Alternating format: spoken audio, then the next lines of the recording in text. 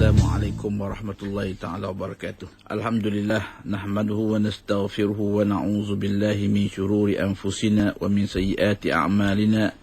Man yahdihillahu fala mudilla lahu wa man yudlil fala hadiya lahu. Wassalatu wassalamu ala sayyidina Muhammadin sayyidil anbiya'i wal mursalin wa ala alihi wa sahbihi ajma'in. Fa inna asdaqal hadits kitabullahi ta'ala wa khairal hadi hadiyu sayyidina Muhammadin sallallahu alaihi wasallam wa syarrul umuri muhdatsatuha wa kullu muhdatsatin bid'ah wa kullu bid'atin dhalalah wa kullu dhalalatin finnar.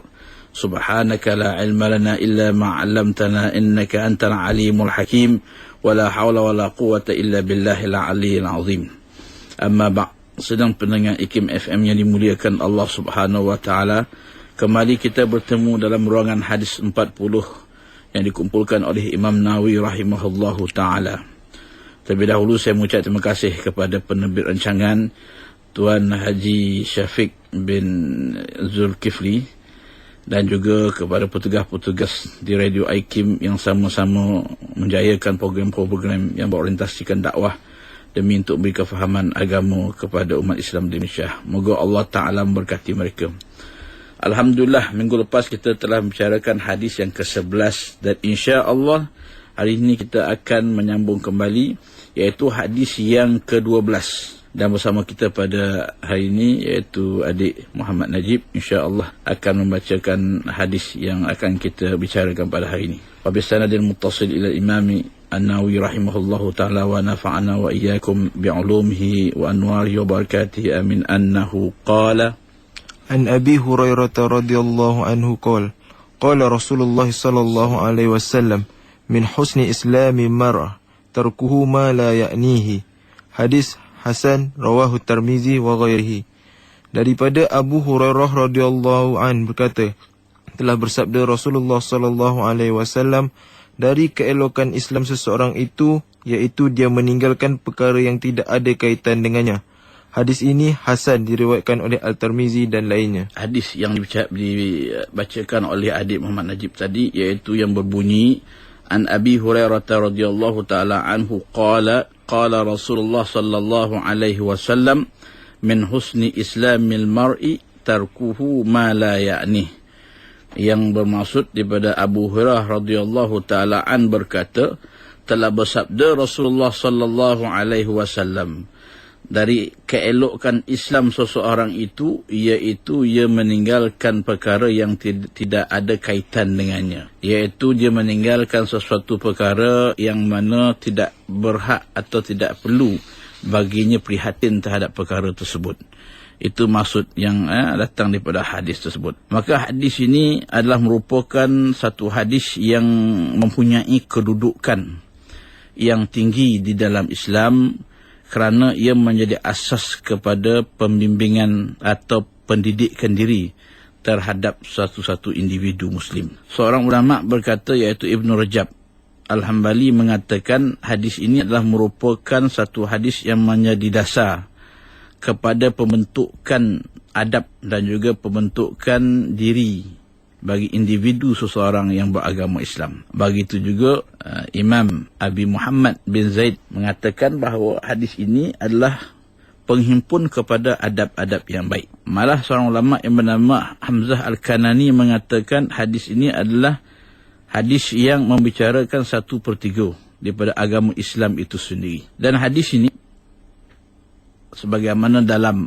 nas hadis ini dikatakan min husni islamil mar'i, di antara kebaikan Islam. Maksudnya bukan keseluruhan kebaikan yang ada dalam Islam, maksudnya di antara. Maksudnya min ni kalau dalam bahasa Arab menunjukkan kepada sebahagian, bukan keseluruhan Islam. Mana sebahagian, maknanya jikalau kita tak lakukan, tak ada permasalahan apa-apa, cuma tidak sempurna lah. Tidak sempurna lah keindahan keseluruhan Islam itu maksudnya min itu. Jadi bukanlah sesuatu benda yang kau tak lakukan seolah-olah macam gagal lah, cacat lah keseluruhan Islam. Tidak, maksudnya itu maksud min itu. Maka ulama mengatakan min itu menunjukkan sebahagian daripada keindahan Islam itu, iaitu kita meninggalkan sesuatu perkara yang tidak memberikan manfaat kepada diri kita, atau kita meninggalkan suatu perkara yang tak ada kaitan dengan kita. Tak perlu kita nak menyebut suatu benda yang tak ada kaitan dengan kita, yang tidak penting bagi kita. Kalau kita sibuk pun dia tak bagi manfaat pada kita. Itu maksudnya. Itu di antara keindahan Islam itu. Jadi bermaksud bahawasanya dalam ini ada mengatakan tentang adab. Iaitu adab mengatakan bahawasanya kita tinggalkanlah sesuatu perkara. Perkara itu sama ada perkataan. Kita nak berkata sesuatu, tapi perkataan kita nak keluarkan itu tak ada kepentingan. Maka biarlah kita tinggalkan. Ataupun kita nak melakukan sesuatu, tapi kelakuan itu atau perbuatan itu tak ada manfaatnya. Maknanya satu perbuatan yang sia-sia. Kita melakukan satu benda sia-sia, maka tinggalkanlah. Tak ada faedahnya. Begitu juga dalam ketika mana kita berfikir. Berfikir kepada sesuatu, tapi sesuatu tak ada kepentingan. Baik tak ada manfaat bagi diri kita, tak ada manfaat pada orang lain, tak ada manfaat pada agama dan sebagainya, maka perkara itu sia-sia. Maka agama kata tinggalkanlah. Kerana sesuatu itu tidak ada faedahnya kepada kita. Ya. Jadi sesuatu yang perlu kita tinggalkan itu, yang tak penting itu termasuk dalam ataupun menyeluruh terhadap perkara-perkara, sama ada dia muharramat, perkara yang diharamkan, atau perkara yang mustabihat, iaitu perkara yang meragukan, atau perkara yang fudul mubahat, iaitu perkara-perkara halal tapi dia itu tidak ada faedah. Tidak ada faedah. Kerana itu banyak perkara-perkara halal, maksudnya kadang-kadang menjadi sia-sia jika kita lakukan. Contohlah seperti mana kita dah kenyang, kita nak makan lagi. Maka kita nak makan tu dah tak ada tujuan dah. Kita haus. Kita haus, kita minum air. Kemudian kita dah selesai dahaga, kita nak minum lagi. Maka kelakuan tu halal, dia harus, tapi faedah dia tak ada untuk kita. Maka benda-benda begini juga dikatakan oleh agama supaya kita tinggalkan, kecuali lah perkara-perkara yang boleh membawa kita mengingati Allah Ta'ala, yang ada faedah dia, yang memberikan faedah yang besar dunia dan akhirat, yang boleh membawa kita ingat kepada Allah Subhanahu Wa Ta'ala. Itu maksudnya. Jadi yang disuruh oleh agama untuk kita tinggalkan, jangan prihatin maksudnya, adalah perkara-perkara sama ada haram, ataupun benda yang meragukan, atau perkara-perkara yang halal tapi tak ada manfaat dan faedahnya jikalau kita lakukan, jikalau kita fikirkan, jikalau kita perkatakan. Itu maksudnya secara ringkaslah umum hadis ini, itu maksudnya. Ustaz, apakah yang dimaksudkan keelokan Islam seorang itu ialah meninggalkan apa yang tidak bermanfaat baginya atau yang tidak ada kepentingan kepadanya? Sidang muslimin muslimat, sedang pendengar IKIM FM yang dimuliakan Allah Subhanahu Wa Taala. Pada hadis yang kita baca ini, Rasulullah SAW menerangkan tentang kebagusan atau keelokan atau keindahan Islam bagi seseorang Islam. Kebagusan yang menambahkan lagi kesempurnaan. Islam selain daripada mewajibkan sesuatu yang berhubung dengan perintah dan larangan, ada juga menganjurkan perkara baik yang berupa menjadi keelokan. Iaitu seseorang itu meninggalkan apa yang tidak berguna kepadanya, sama ada bermanfaat atau berguna untuk agamanya ataupun untuk dunianya. Ya, sama ada perkataan yang tidak ada faedah atau manfaatnya, yang sia-sia, ataupun perkataan-perkataan yang sia-sia seperti kata-kata kosong, yang mana dia boleh mengakibatkan kerugian ataupun tidak ada faedahnya pada seseorang, seperti mana menyebabkan masanya yang sepatutnya digunakan kepada perkara yang manfaat akhirnya jadi sia-sia. Begitu juga umurnya, yang sepatutnya umurnya boleh digunakan untuk beri manfaat bagi dirinya atau bagi manusia lain, yang akhirnya sia-sia. Begitu juga hartanya. Jadi kalau dia melakukan sesuatu yang tidak bermanfaat, maka hartanya juga akan sia-sia. Begitu juga tenaga dan dayanya. Jikalau dihabiskan untuk perkara-perkara yang tak bermanfaat dan sia-sia, seperti mana kita duduk, melepak di tepi jalan, berbincang-bincang, selesai waktu kita pergi berjalan. Ataupun duduk di kedai yang tak ada manfaat, yang sama ada di dunia, iaitu keuntungan kita, ataupun akhirat, maka itu adalah perkara-perkara yang dimohon ataupun digesa oleh Islam untuk kita tinggalkan. Sesuatu perkara itu boleh kita kategorikan ada 4 jenis, iaitu melakukan suatu perkara yang berguna, meninggalkan suatu perkara yang tak berguna. Keduanya adalah baik dan disuruh. Kemudian yang ketiga, meninggalkan sesuatu yang tidak berguna, melakukan sesuatu yang tidak berguna. Keduanya adalah keji dan tidak disuruh. Ya, jadi maksudnya kita melakukan sesuatu yang berguna, meninggalkan sesuatu yang tak berguna. Kemudian meninggalkan sesuatu yang tidak berguna, melakukan sesuatu yang tidak berguna. Keduanya adalah suatu benda yang tidak bagus. Maka Rasulullah SAW bersabda mengenai apa yang disebut dalam suhuf-suhuf, iaitu suhuf-suhuf ini maksud lembaran-lembaran yang diturunkan kepada Nabi-Nabi, ya, iaitu Nabi Musa AS, yang bukan berbentuk kitab seperti mana kitab Taurat dan sebagainya, tapi suhuf ini adalah lembaran-lembaran yang Allah wahyukan kepada Nabi-Nya. Allah Subhanahu Wa Taala telah menurunkan kepada Nabi Allah Musa akan suhuf-suhuf, mengatakan bahawasanya orang yang berakal selama ia tidak dikalahkan oleh akalnya, itu orang tu namakan berakal tu, ada mempunyai berapa saat waktu, 1 saat untuk bermunajat dengan Tuhannya, 1 saat untuk menghitung dirinya, 1 saat untuk memikirkan perbuatan Allah, dan 1 saat lagi untuk meneruskan urusan hajatnya atau makan minumnya. Semuanya ada 4 saat yang harus diisi dalam pekerjaan. Bermaksud di dalam suhuf Nabi Allah Musa ini, Allah Ta'ala mengatakan bahawasanya waktu-waktu manusia itu sebenarnya terbagi kepada 4 bahagian ini. Ya, 4 bahagian ni. Jika lain daripada itu, bermaksud waktu itu digunakan dalam keadaan sia-sia. Itu maksudnya. Seterusnya, orang yang berakal janganlah berusaha melainkan 3 perkara. Yang pertama, berbekal untuk akhirat, mana berusaha untuk mencari bekal kepada akhirat. Yang kedua, bekerja untuk kehidupan, iaitu untuk sara hidup dunia. Yang ketiga, berlazat-lazat dengan benda yang tidak haram, yang halal. Jadi 3 perkara ni, ya. Seseorang yang berakal itu melakukan 3 perkara ini. Ini sebagaimana diperkatakan oleh para ulama. Ya, walaupun begitu, seperti mana yang saya perkatakan di awal tadi, walaupun perkara itu halal, tapi jikalau kita tidak memerlukan lagi, itu dikatakan juga melakukan perkara yang sia-sia, yang tidak berfaedah, sebagaimana kita makan sedangkan kita dah kenyang. Ya, itu seumpamanya. Dan di antara orang yang berakal selama tidak dikalahkan akalnya, kewajiban melihat zamannya, menghadapi tugasnya, memelihara lidah. Dan barang siapa menghitung perkataan dari amalannya, sedikitlah perkataannya kecuali pada perkara yang berguna. Ya, ini di antara sifat-sifat orang yang berakal. Umar bin Abdul Aziz rahimahullah ta'ala berkata, barang siapa menghitung kalamnya dari amalnya, sedikit kalamnya kecuali pada perkara yang berguna kepadanya. Kebanyakan manusia tidak menghitung kalam dari amalnya, maka terlanjurlah ia dan ia tidak peduli lagi akan akibatnya. Maksudnya, kita jangan memperkatakan terhadap apa yang kita kerjakan daripada perkara kebaikan.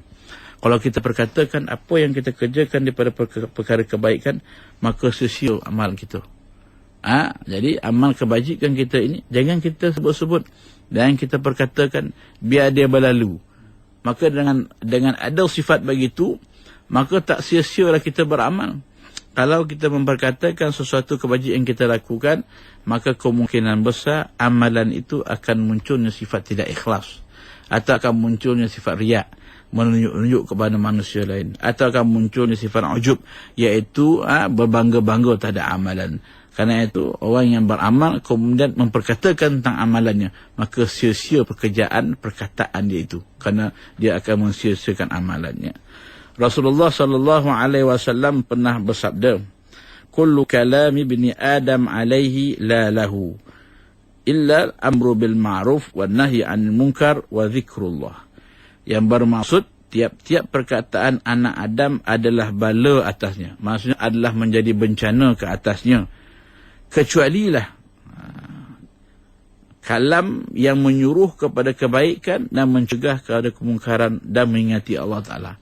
Jadi inilah perkataan yang berkaitan dengan menyuruh kepada kebaikan perkataan yang menyuruh kepada mencegah kepada kemungkaran, perkataan yang menyuruh kepada mengingati Allah Ta'ala, kalam ini sahajalah merupakan kalam yang mendatangkan kebaikan pada anak Adam.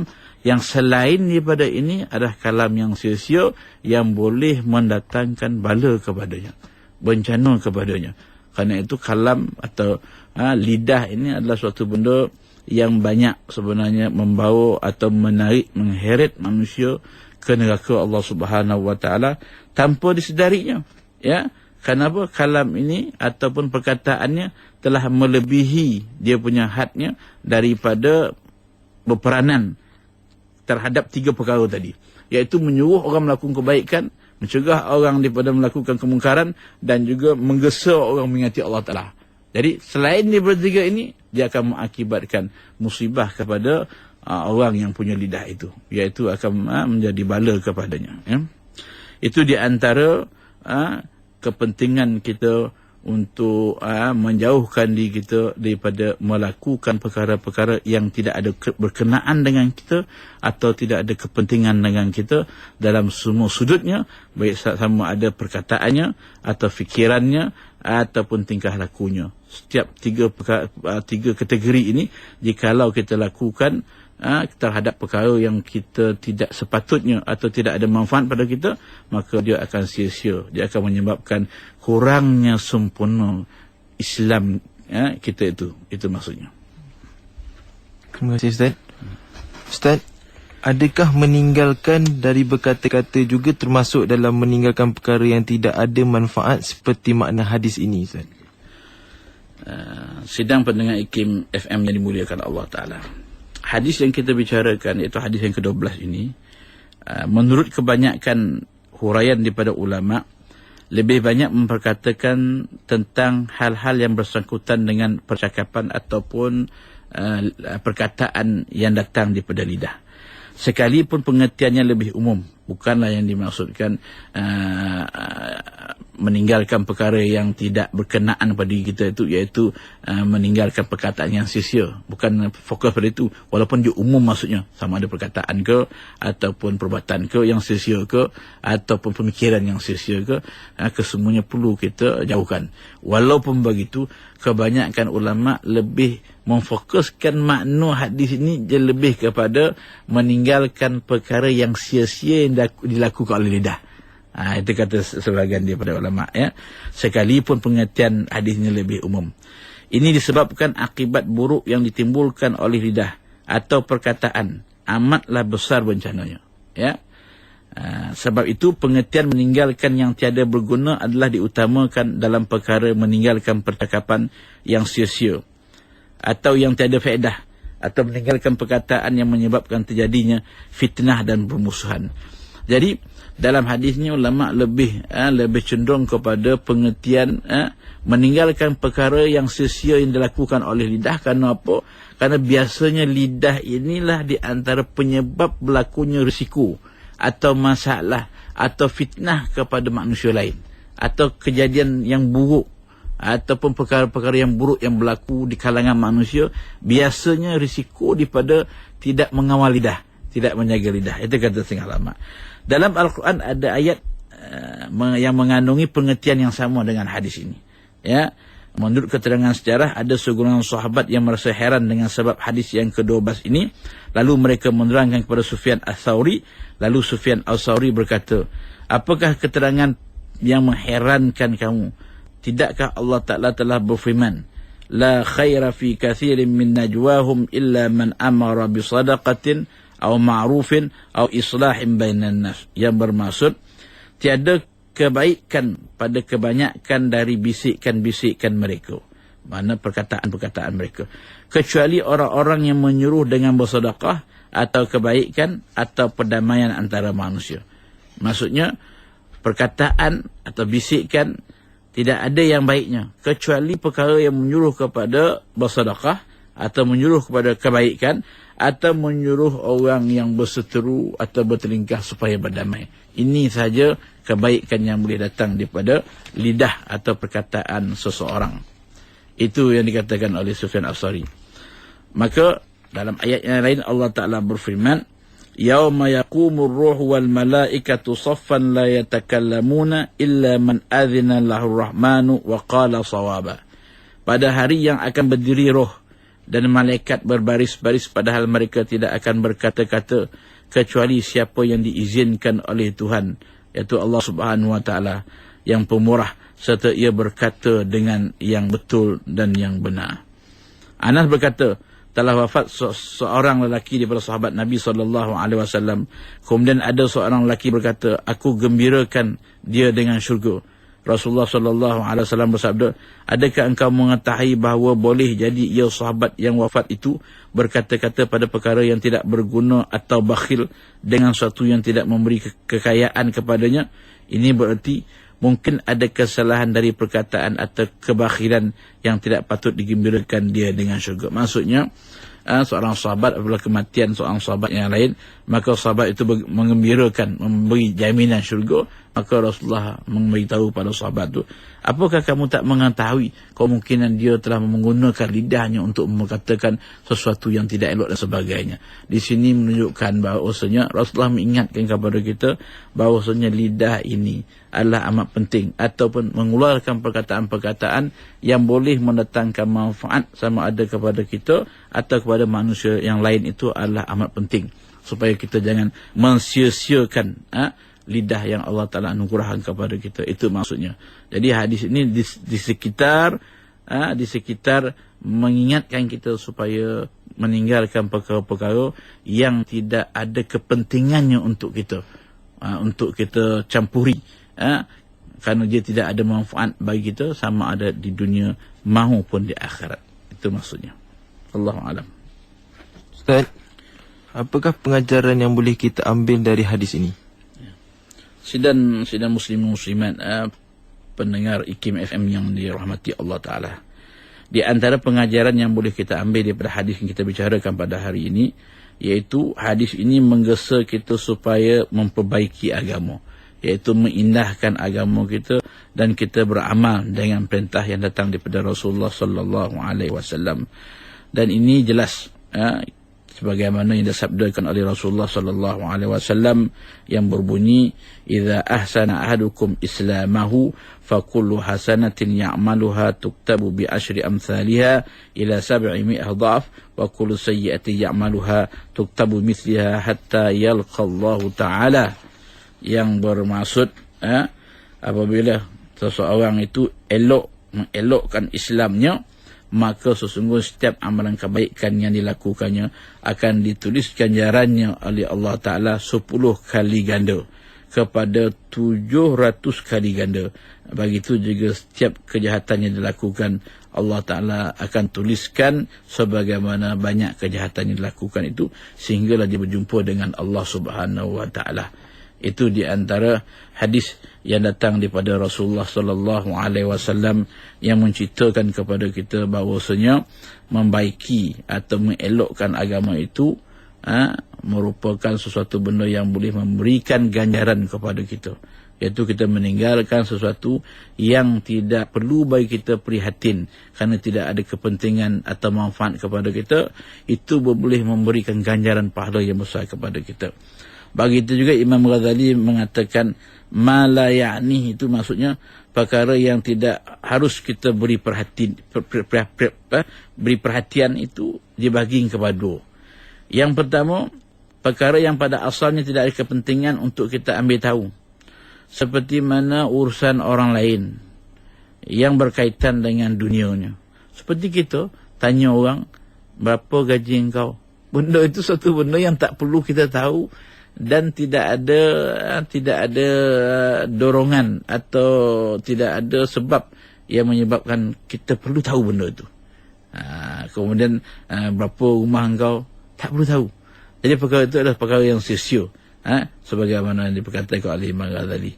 Begitu juga kita mengambil tahu tentang filem-filem atau kisah-kisah yang tidak memberikan kepentingan kepada diri kita atau masyarakat kita. Itu filem sia-sia lah. Banyak filem sia-sia kita tengok zaman sekarang ni orang buat, iaitu nak ceritakan boleh filem itu menyelesaikan masalah dalam masyarakat. Tak ada. filem itu boleh membentuk diri seseorang, tak ada. Jadi seolah-olah tidak ada message filem tu. Itu sia-sia. Ya. Kita boleh buat filem yang berbentuk joke, berbentuk ketawa je laku. Tapi dalamnya mesti ada message yang boleh membentuk orang, mengubah sikap orang atau membetulkan masyarakat dan sebagainya. Itu tak sia-sia. Tapi ada kadang-kadang benda-benda tulisan, penulisan atau filem-filem, drama dan sebagainya yang tidak ada di sana manfaatnya kepada individu atau masyarakat, itu juga dinamakan filem yang ataupun perkara yang sia-sia. Bahagian yang kedua, perkara yang berkaitan dengan kepentingan dan hajat sebagai seorang manusia, seperti penghidupan, makan dan minum dan sebagainya. Ini perkara ini perlu kita ambil perhatian, ya. Perlu ambil perhatian, maknanya jangan kita abaikan. Walaupun begitu, janganlah sampai kepada perkara yang lebih daripada keperluan kita terlalu mengambil perhatian. Itu tidak juga. Tidak juga digesa atau digalakkan oleh agama Islam. Kerana itu perlu bagi orang Islam ini mempunyai satu sifat ataupun satu identiti pribadi yang berbeza dengan orang yang bukan Islam. Itu kelebihan orang Islam, ya. Kemudian pengajaran yang lain, iaitu dengan kita meninggalkan perkara yang tidak berkaitan dengan kita akan membantu kita menjaga lidah kita dan juga menjaga pandangan kita dan sebagainya. Sebagaimana Hasan Al-Basri telah berkata, min alamati i'radillahi ta'ala 'anil 'abdi ay yaj'alahu syughluhu fi ma la ya'ni.